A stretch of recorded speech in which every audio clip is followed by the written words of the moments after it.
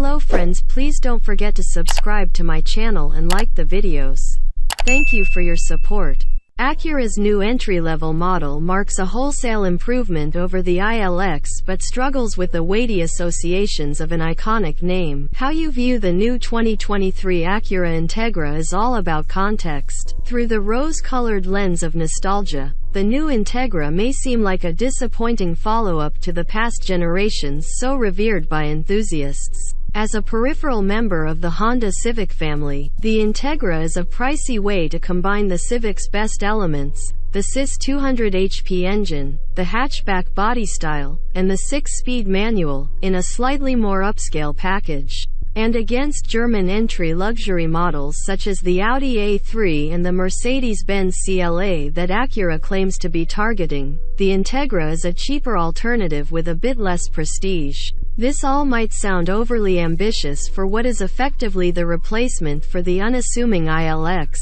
But Acura raised the stakes as soon as it decided to resurrect the Integra name rather than sticking with the alphanumerics that adorn every other model in the lineup. Or maybe the name was just a ploy for attention, which worked, as the internet has been abuzz about the car for months now. Much to Acura's delight, all this discussion has created plenty of hype. The company says the number of Integra pre-orders is exceeding expectations, although they wouldn't provide us a specific figure. However, they did say that more than half of the early adopters are choosing the available manual transmission. Fortunately, the Integra's Honda bones are fresh, especially compared to the ILX's generations-old Civic platform and dated powertrain. The Integra is derived from the same platform as the new for 2022 11th generation Civic. Its turbocharged 1.5-liter inline-4 is from the Civic 2. In the Integra, this engine produces the same 200 horsepower and 192 pound-feet of torque as it does in the Civic C.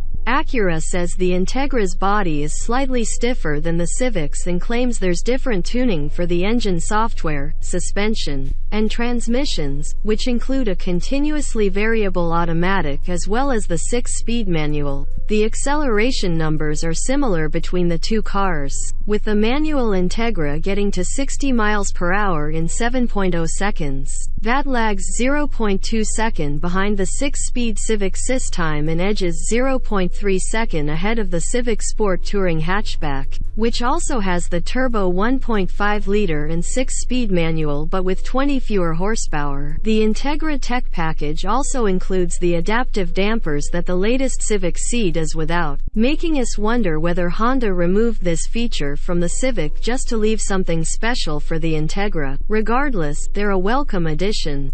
When set to either comfort or normal mode, they help deliver a cushier ride than the firm C. In sport mode, they serve to make the Integra just about as lively as the Honda. The satisfyingly heavy steering, responsive throttle, and smooth shifter give the Integra an eager and playful feel. The stick shift car weighs just 3,062 pounds, hundreds less than a CLA or A3. Turn-in could be sharper, but unfortunately the Integra doesn't offer the grippier summer tires that are optional on the Civic C. It instead makes do with Continental Pro Contact all-season rubber, which grip to the tune of 0.88 grams, versus the summer-tired CIS 0.94 grams. Acura does include a helical limited slip differential with the stick, but you'll have to pay extra for the privilege of shifting for yourself, as the $2,000 A-Spec and $3,000 technology packages are required in order to unlock the no-cost manual option. Our manual test car stickered for $36,895. We drove the automatic transmission Integra too.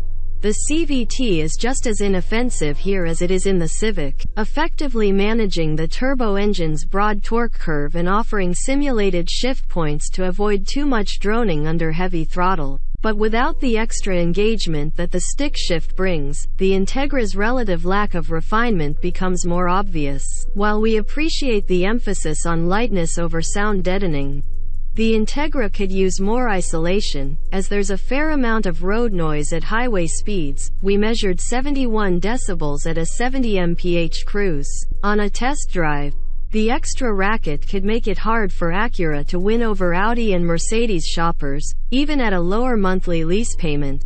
This carries over to the interior, as well, which is pleasant and practical but not exactly richly trimmed. The A-spec car has some attractive upholstery options, including a red leather and faux suede combo and a white and black two-tone setup, but otherwise, the environs feel much like the Civic's thanks to similar mesh coverings for the air vents and piano black trim on the center console. Granted, that's more of a compliment to the Civic's class above materials than it is a knock against the Integra. The cargo area is generous, and the Integra's hatch setup is unique among entry luxury models. We fit 18 carry-on suitcases back there with the seats folded, and 5 with the seats up. The rear seat, too, is spacious but lacks details such as air vents that we expect in a premium car. This kind of interior is acceptable at the Integra's low starting price of $31,895. But the version you really want, the manual transmission car that comes only in fully loaded spec, costs thousands more. And so we return to the idea of the Integra in context. It is better equipped than the Civic C, but given their similarities, we'd find it hard to pay over $8,000 more for the Acura. And while the Integra looks like a good deal compared to the aforementioned Audi and Mercedes-Benz entries, Acura also has to watch out for other pseudo-luxury models such as the turbocharged Mazda 3,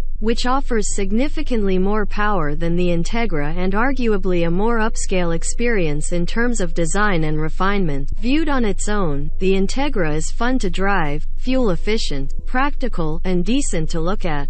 But it's not all that much more compelling than the Civic C, or even the Sport Touring hatchback, despite costing quite a bit more, and it's not as luxurious as its German rivals.